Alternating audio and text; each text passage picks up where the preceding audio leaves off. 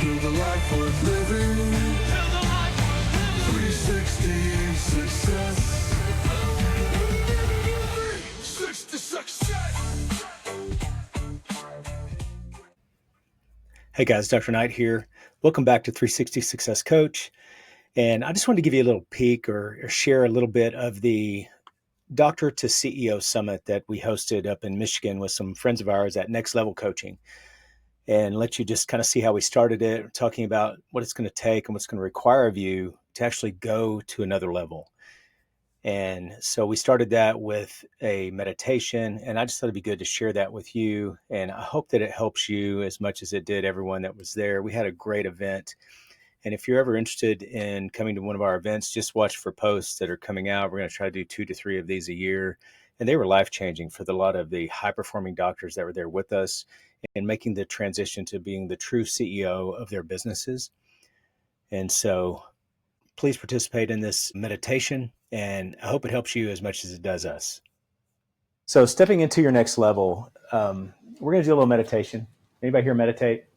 Yeah, I love meditation and prayer. They go hand in hand for me. Go through this, and hopefully you guys participate.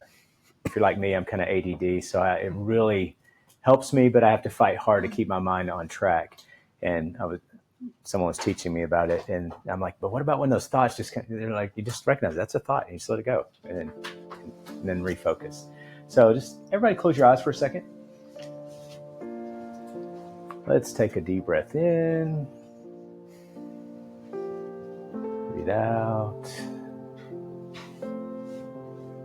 another really deep breath in, let it go slow. Just let the tension fall off your shoulders. Let that calendar fade. Let the notifications stop. This moment, this day is for you. Now imagine yourself standing in a quiet, open space. It's not busy, it's not loud, but there's a power in the air. In front of you is a mirror. Not a mirror of your face, but a mirror of your identity. And staring back at you is who you've been.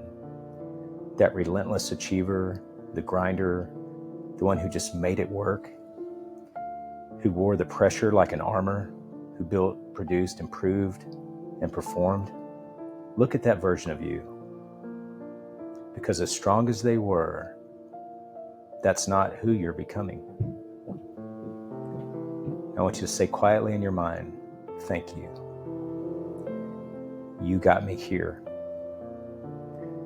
Now behind you appears a door, and the door leads to a version of you, a different version of you, which is sharper, calmer, more convicted, more powerful, the one who doesn't have to hustle for their worth, the one who leads from vision, not just effort. But you can't walk through that door carrying the old armor. So imagine now that you start to take off the weight, the mask, the addiction to approval, the pressure to prove. Take it all off, layer by layer. Feel yourself getting lighter, freer, more relaxed with who you're becoming. Now turn toward that door. You were born for what's behind that door. This next level isn't about more effort, it's about deeper alignment. So step forward, open the door,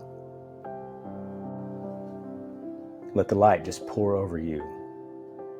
And in that light, you remember, you are not who you were, you are who you decide to become. So breathe in, exhale slowly, and say to yourself now, I release who I was, I rise into who I am. I release who I was, and I will rise into who I am. Let's take one final deep breath through our nose, out your mouth, and open your eyes. So let's build from here. Hopefully you felt a little bit of relaxation, a little bit of release, because the weight of responsibility and the desire to grow, all that is heavy. But what we want to do is kind of start fresh and from scratch and become the next version of who you're supposed to be. What I always like to say, when God thought of Amy and he's like, this is Amy, is that the version that you are now, or is that the version you're supposed to become?